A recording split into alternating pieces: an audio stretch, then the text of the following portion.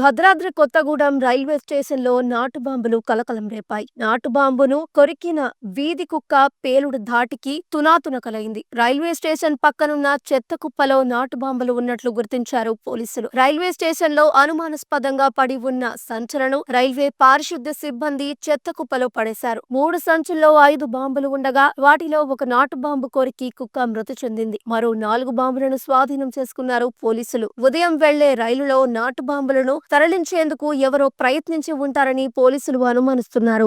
Railway station మొదటి platform పై గుర్తు తెలియని వ్యక్తులు నల్లని సంచిలో బాంబు అమర్చారు. దుండగులు అమర్చిన బాంబుకు కుక్క బలైంది. రైల్వే ట్రాక్ పై ఉన్న బాంబును చూసి తినే పదార్థం అనుకుని కుక్క కొరికేసింది. దీంతో భారీ శబ్దంతో పేలుడు సంభవించింది. ఈ ఘటనలో కుక్క స్పాట్ లోనే మృతి చెందింది.